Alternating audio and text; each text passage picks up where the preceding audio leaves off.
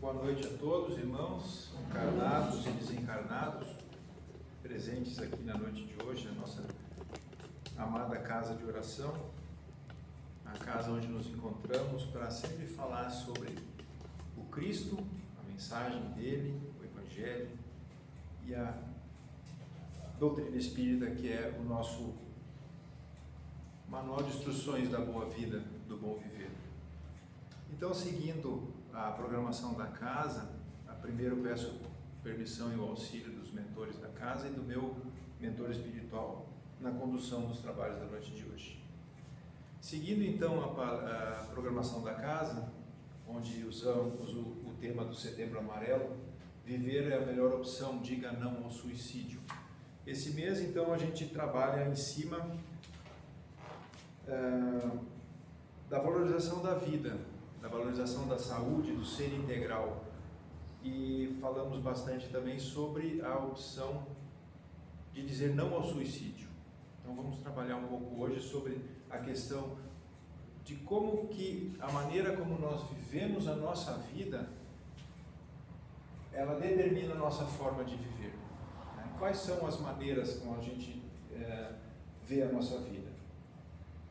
As fontes de pesquisa para esse trabalho, como sempre, as obras básicas da doutrina espírita, o livro da Joana de Ângeles, de Valdo Franco, Amor Imbatível Amor, e sempre também a Bíblia, que também é sempre fonte de sabedoria para todos os tipos de assunto, e também usei 12 regras para a vida e a enciclopédia, o dicionário do Espiritismo.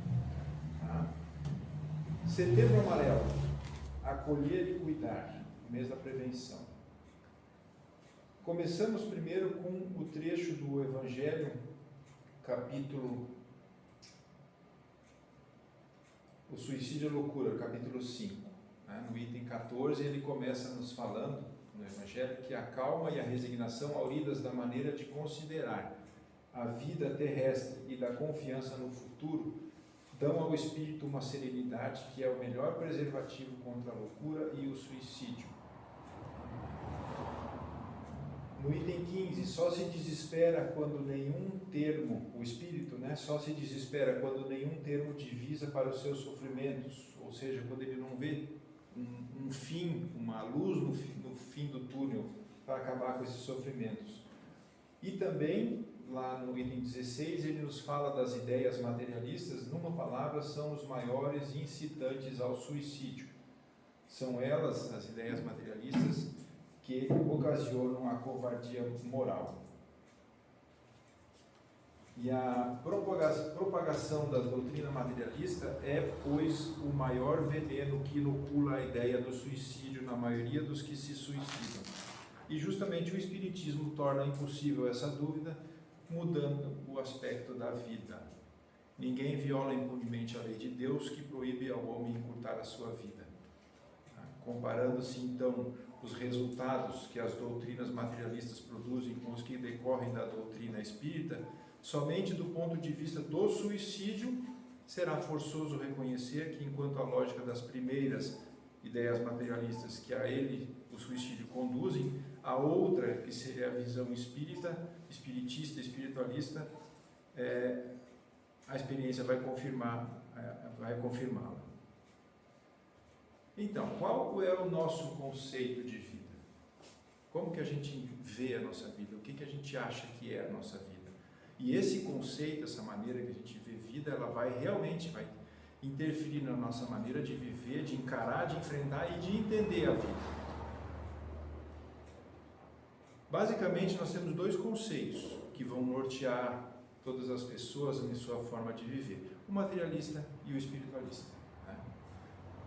O conceito materialista, ele coloca limites na nossa vida, ou seja, a nossa vida começa no berço, termina no túmulo. Essa é a visão materialista da vida. E essa maneira de ver a vida, ela coloca várias restrições e várias dificuldades de entendimento na questão até na questão da própria justiça divina. Para o materialista, o que é mais importante? Já que eu tenho um curto espaço de tempo para viver, eu preciso acumular tudo que eu preciso, que eu quero, que eu acho que me é necessário dentro desse espaço de tempo. E não me interessa as consequências depois disso que vão me acontecer, porque não vai ter consequência. Quando eu morrer, acabou tudo. Então, tudo que eu fizer nesse curto espaço de tempo, eu não vou ter consequências posteriores disso, né? Então, para o materialista, o que importa é o que se vive nesse intervalo de tempo, entre o berço e o túmulo. A felicidade está nas aquisições materiais, intelectuais, familiares, pessoais, e o que eu conquisto nesse tempo. Então eu estou preocupado só com isso. Para essas pessoas, o suicídio é uma fuga. Quando eu tenho problema que eu acho que eu não vou conseguir suportar, uma vergonha, dificuldades que estão maiores do que as minhas possibilidades, eu vejo a única maneira de me livrar disso é terminar com a minha vida. Ou seja, quando a minha vida acabar, acabou tudo. Então eu termino com a minha vida e cesso todos os meus problemas, todas as minhas dificuldades e todas as minhas vergonhas e outras coisas negativas. Só que o materialista, ele não consegue divisar uma esperança além do horizonte, porque ele acha que esse horizonte, no caso aqui o material, é o fim. É onde acaba, eu só consigo vislumbrar até onde o meu olho enxerga, dali para frente eu não vejo futuro. Por isso da questão da fuga, para se livrar de todos os problemas.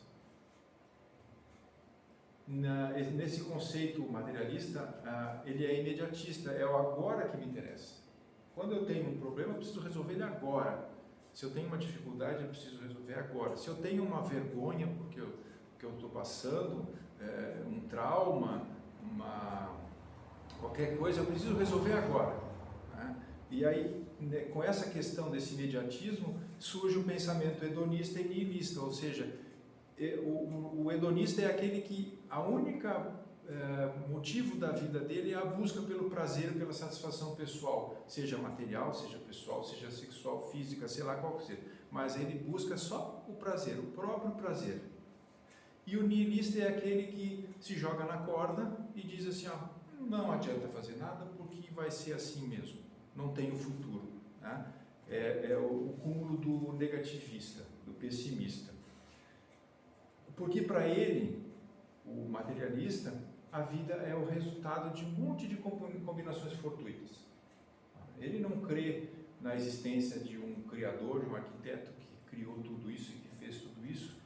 Tudo isso que tem aqui simplesmente foram resultados de reações químicas, de algoritmos matemáticos, de junções ao acaso, da sorte, revés. Tudo que surgiu aqui foi criado ao acaso.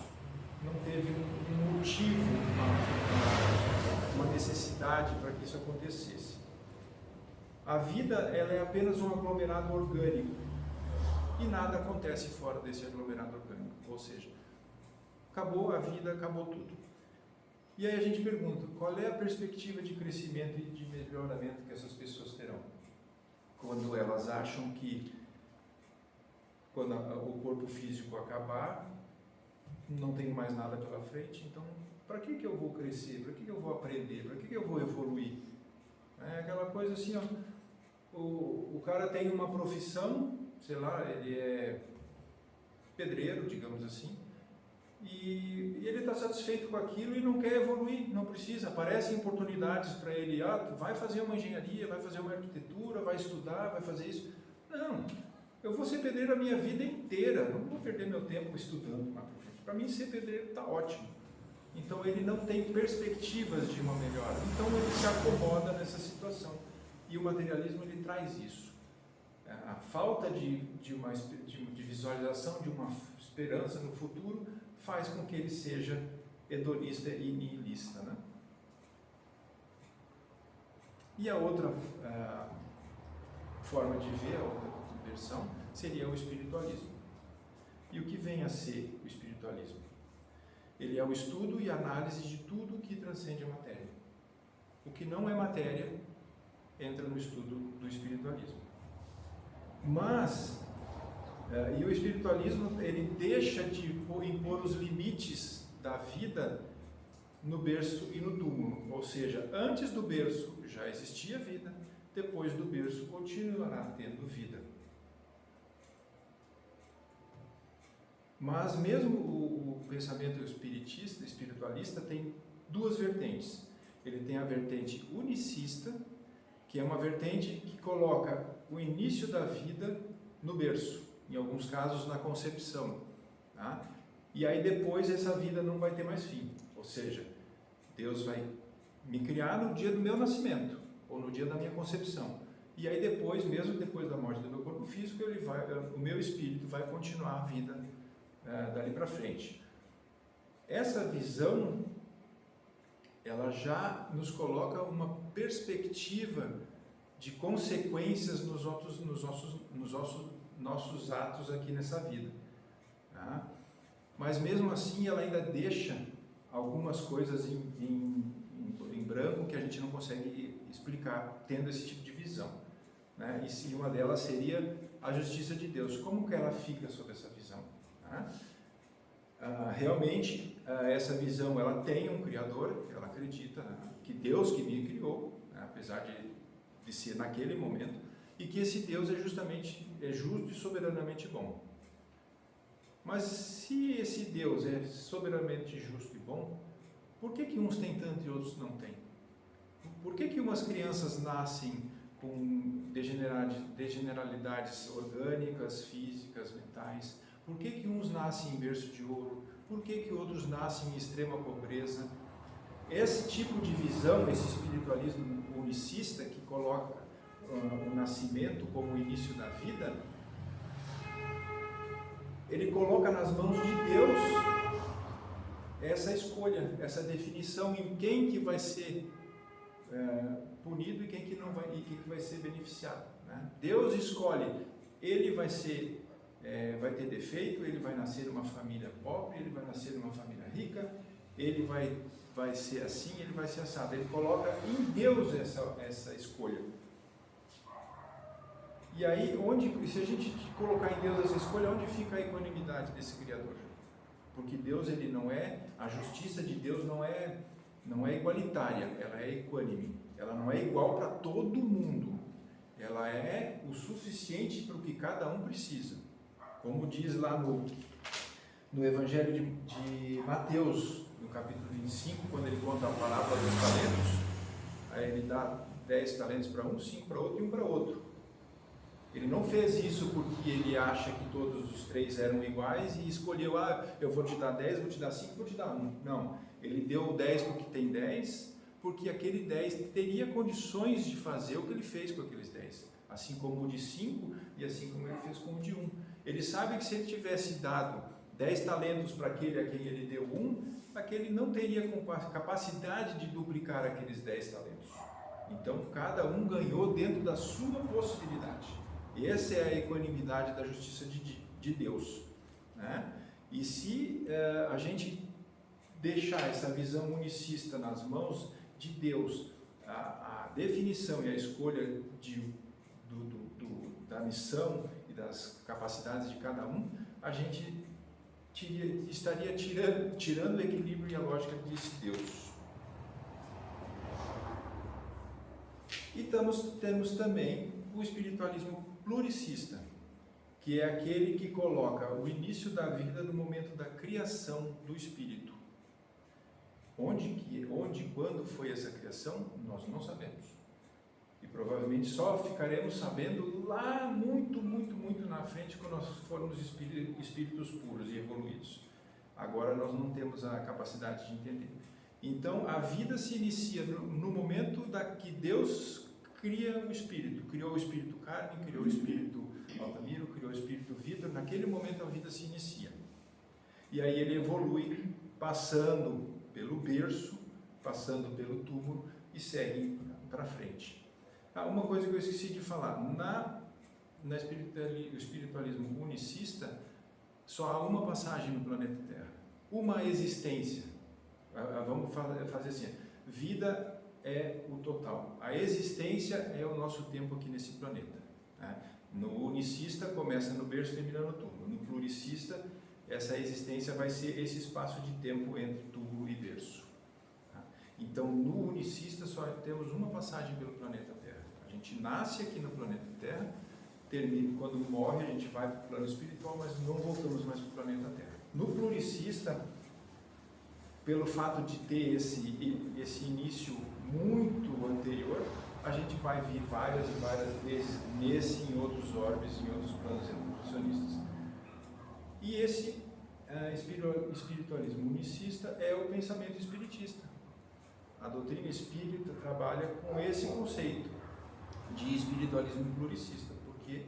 Porque nós temos várias encarnações, várias passagens, várias existências em vários planos existenciais e de trabalho, de aprendizado. Então, no espiritualismo pluricista, a vida é uma continuidade. Ela não tem início e não tem... Ela teve início, que a gente não sabe e não tem compreensão de quando vai ser, e não vai ter fim. E a existência é apenas uma etapa dessa vida. Esse tempo que nós estamos aqui nessa encarnação é só uma etapa. A vida é uma só, as existências são várias. Então nós temos uma vida só e várias existências. E com essa visão, a gente consegue explicar as sortes e os reveses da existência. Porque a gente sabe que tudo que acontece na nossa vida, na nossa existência, tem um porquê e um para quê. O sofrimento, os reveses e as sortes que passamos, as dificuldades, os benefícios e os prêmios que nós temos nessa vida, todos eles têm um porquê e um para quê. Nada é sem propósito, né? E nessa visão, a gente tem uma perfeita noção do que é a justiça de Deus. A justiça de Deus não é justiceira, ela é justa. Então ela não vai punir ninguém, ela vai sempre ser justa com todo mundo. E igualmente para todos. Todos têm as mesmas oportunidades.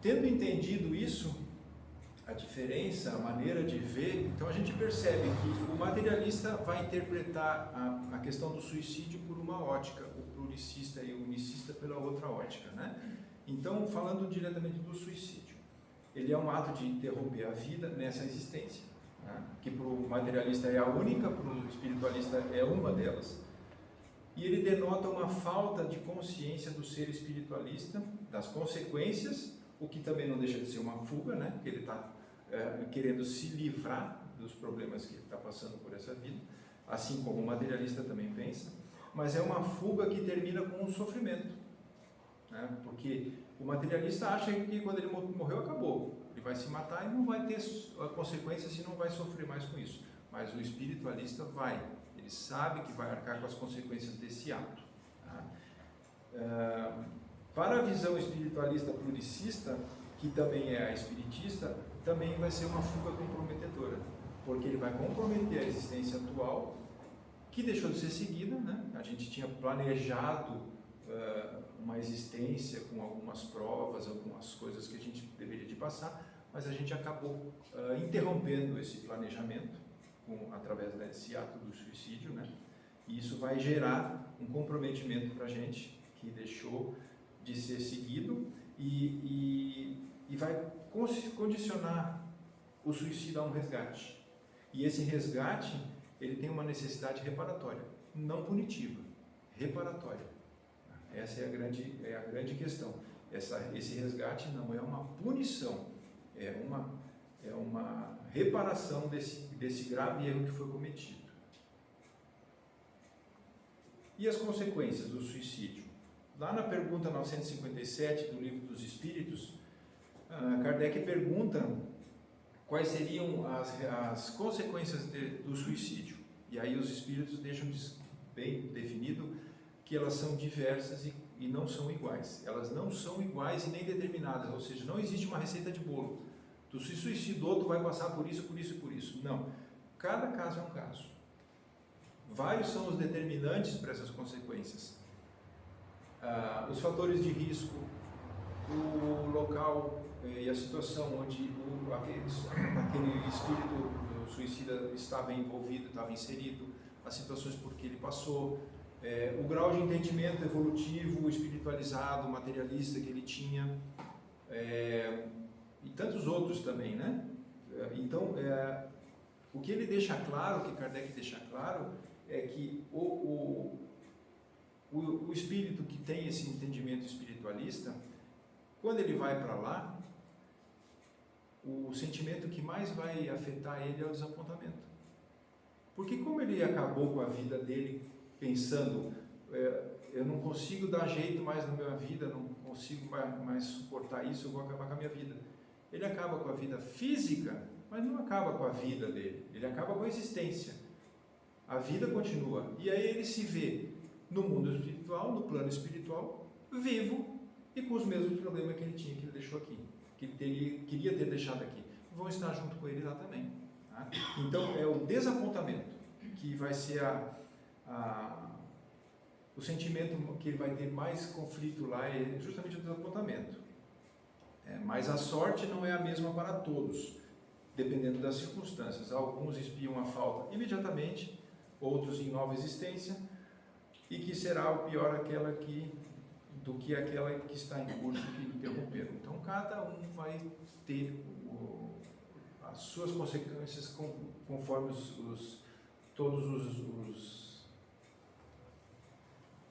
da vida, né? As consequências da vida. Então o importante é que a gente vá avaliar e analisar as causas que levaram esse ser a esse ato desesperado.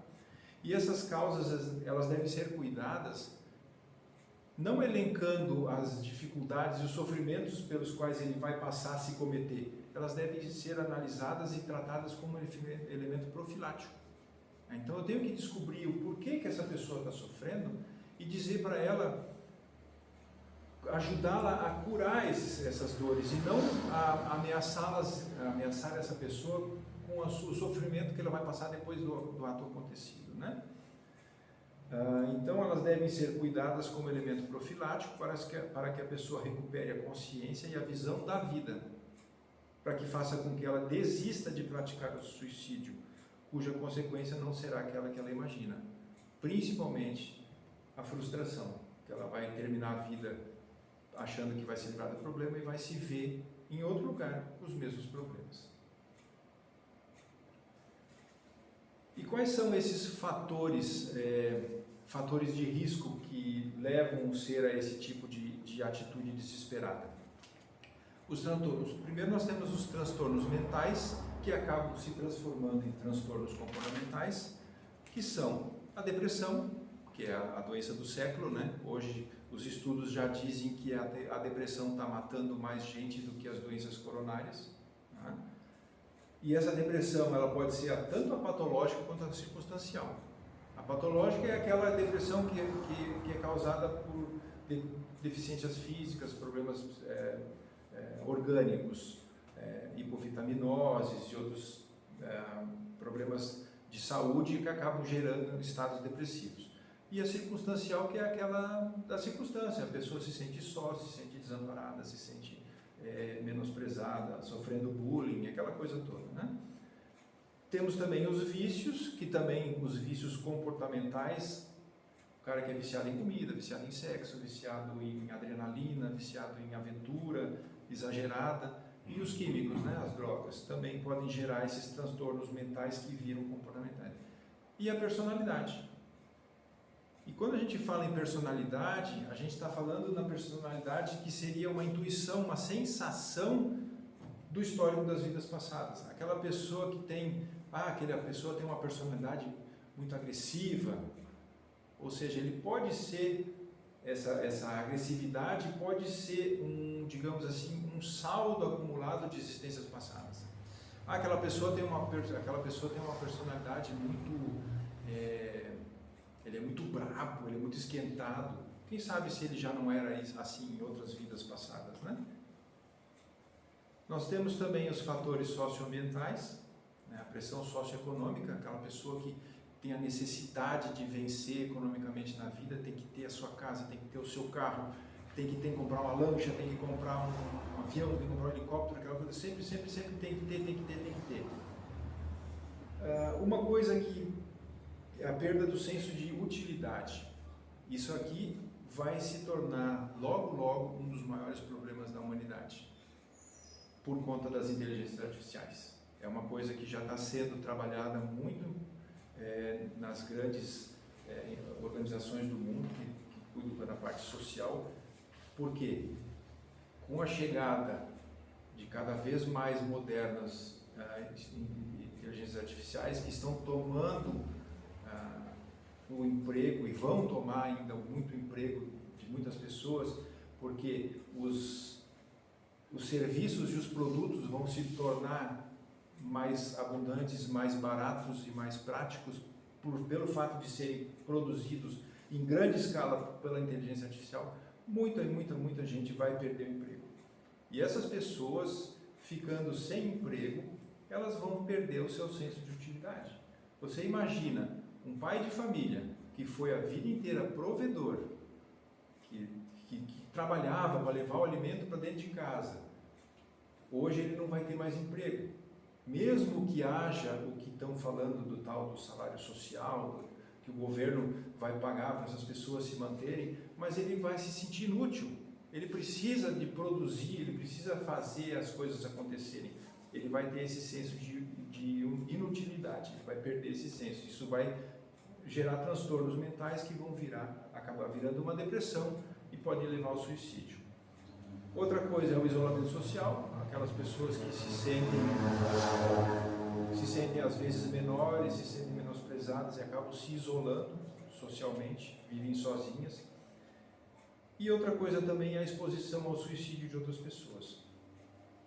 A gente vê muito por aí se falar em estatísticas de espírito, de suicídio, mas dificilmente se vê as notícias dizendo a pessoa tal se suicidou, matou, não sei o quê, porque a pessoa que está com a ideia de exterminar com a própria vida, não é bom que ela fique vendo exemplos de como ela pode fazer isso. Então, essa é uma outra coisa que é importante, não expor a pessoa que tem a ideação suicida ao suicídio de outras pessoas, para não dar ideia.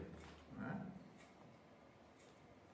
E os fatores psicológicos, né, que são as perdas materiais, o cara perdeu o emprego, perdeu a profissão, ou perdeu o carro, foi roubado, não sei o quê, perdeu o emprego, as perdas humanas, né, morreu o amigo, morreu o ente da família, as conturbações familiares, aquela família conturbada que só tem briga, o pai não respeita a mãe não respeita o pai, os filhos aprontam, aquela coisa toda, também pode gerar disfunções existenciais e acaba criando depressões e estados depressivos. A lembrança de datas marcantes, né? O dia que meu pai morreu, o dia que minha mãe morreu, o dia que meu amigo não sei o que morreu. Então, isso também são fatores psicológicos que podem ativar essa lembrança, ativar essa tristeza que está dormente dentro do ser. E a solidão, né? Falta de relação humana, também pode levar esses fatores, podem levar à depressão. E os clínicos, né, que são as condições físicas incapacitantes, o cara que perdeu as pernas, o cara que não tem um braço, o cara que é surdo, o cara que é mudo, e as doenças debilitantes ou degenerativas que vão destruindo a capacidade de convivência do ser. Todos esses fatores são fatores que podem, porque eles podem, até me fugiu a palavra agora aqui, eles são fatores que contribuem, mas não determinam a situação do suicida, né? Eles contribuem para que ele tenha essa ideia, mas não determinam, ele não vai se matar por isso. Esses fatores vão contribuir. E voltando à questão 957, essas consequências são variadas de acordo com a causa, a motivação e o entendimento do suicida. É o que a gente acabou já de falar. E como é que a gente deve lidar com essas pessoas? Com a pessoa que está passando por essa situação, por essa depressão, que está tendo essa ideação suicida na mente? Acolhimento, empatia e simplicidade. Né? Os diálogos fraternos, né? Conversar com essa pessoa fraternalmente, não diminuir a dor dele. O cara vem e diz, eu estou com um problema tal. Isso não dá bola, isso não é nada. Não é nada para mim que não estou passando por isso. Mas para aquela pessoa, por mais pequeno que me possa parecer a dificuldade, para ele é uma dificuldade imensa, né? Então, não diminuir a dor do outro. Sempre dar mensagens alvissareiras. Aí até botei ali, não o coaching, aquelas respostas prontas, né? O coaching, que ele vem e diz, não, isso é assim, faz assado. Não, ouve o que a pessoa está falando, escuta o problema dela e pensa antes de dizer. Não diga, vai passar. Não vai passar, vai passar no tempo dela. Ela tem que dar uma mensagem que faça com que essa pessoa comece a ver a luz no fim do túnel, a esperança lá na frente. Tá? Essas mensagens ela devem demonstrar que você tem uma atenção com ele. Tu tem que se envolver, não com o problema dele, com a situação dele. Tu tem que saber conversar com ele para mostrar que tu está interessado. Não é aquele cara que senta, a pessoa fala todos os problemas e tu, isso não é nada. Toca a bola, vai para frente, toca em frente, isso vai se resolver. Não. Tenha empatia, entre no problema dele, converse e mostre para ele que tudo tem solução. Né? Tudo tem solução. E respeite, principalmente respeite a dor daquele que sofre. Não menospreze a dor dele.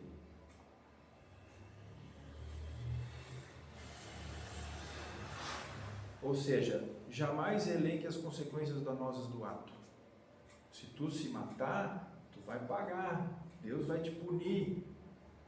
Os anjos do inferno vão te perturbar. Não faça isso. Primeiro, trabalhe com a prevenção. Leve para ele todos esses fatores aqui, os diálogos, não diminuir a dor, as mensagens, atenção e respeito, para que ele não cometa o ato.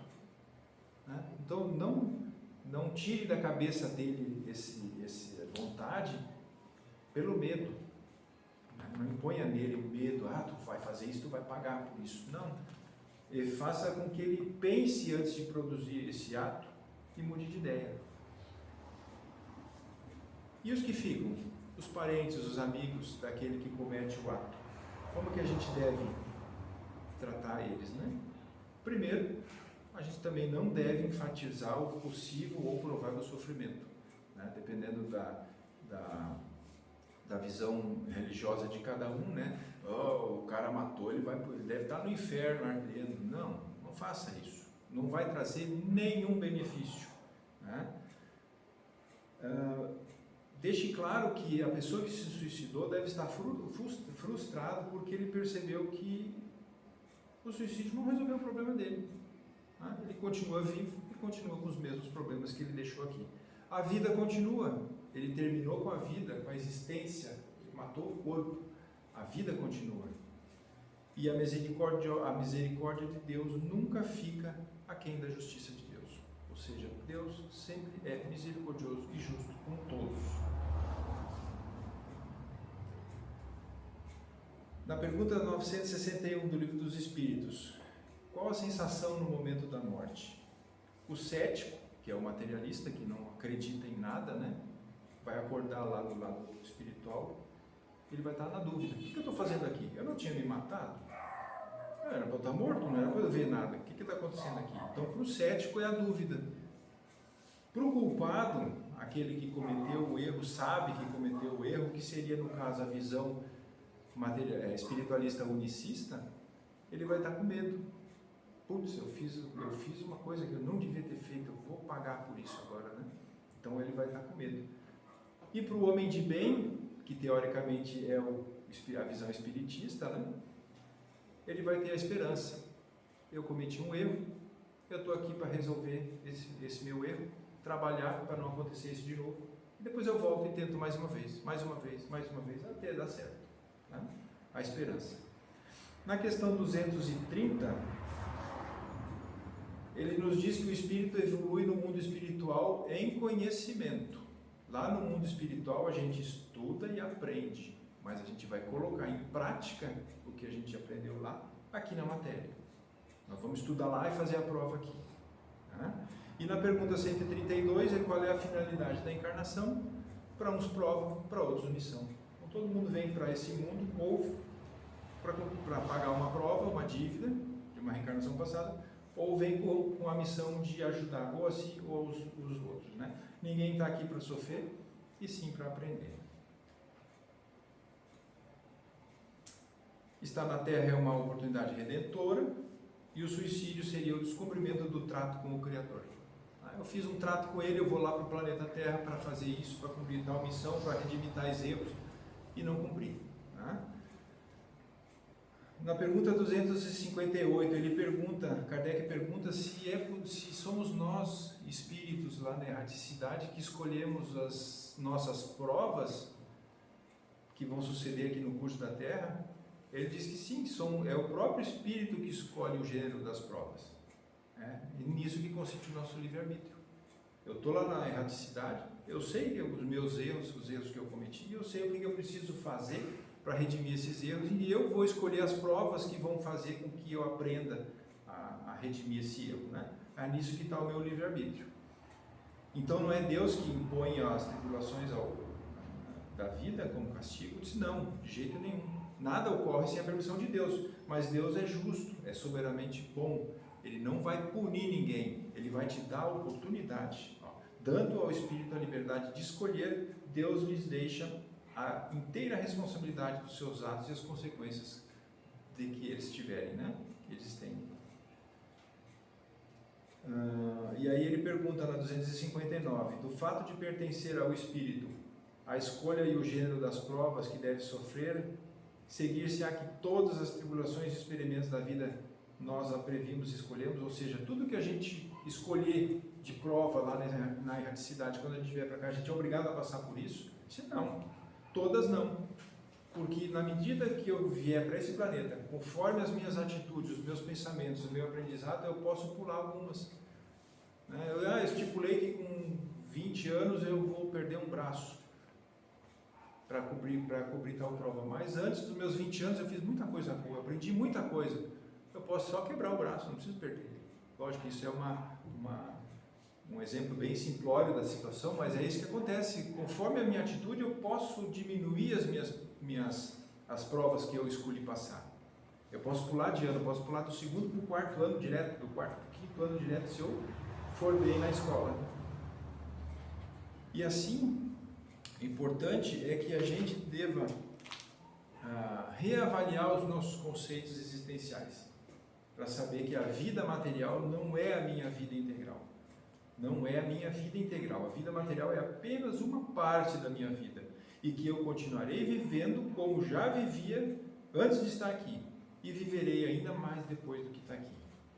E uma frase que eu achei bem interessante, que eu esqueci de pegar o nome, é Marcel alguma coisa, é um historiador francês que falou: uma vida não vale nada, mas nada vale uma vida. Nada é tão importante quanto viver essa existência com a dignidade daquele ser que diz: eu vou até o final, mesmo com os problemas, apesar dos problemas e com os problemas eu vou até o final, para eu poder dizer as palavras que Paulo disse na carta de Timóteo, quando ele dizia: combati o bom combate, cumpri a carreira e agora eu sou um vencedor. Eu acho que essa frase, esse texto, esse versículo aqui da segunda carta de Timóteo, de Paulo de Timóteo, aliás, versículo 4, ela resume tudo que a gente falou até agora, a maneira como eu vi a vida. Se eu enxergar a minha vida dessa maneira, eu combati o bom combate, eu cumpri a carreira e agora eu sou um vencedor, eu vou tirar essa ideia da cabeça. Muito obrigado pela atenção de todos, espero que essas palavras tenham cumprido a missão delas, que foram bem pensadas, bem pesquisadas. Então, que Deus os abençoe, Jesus os fortaleça e Maria Santíssima os proteja. Muito obrigado e boa noite.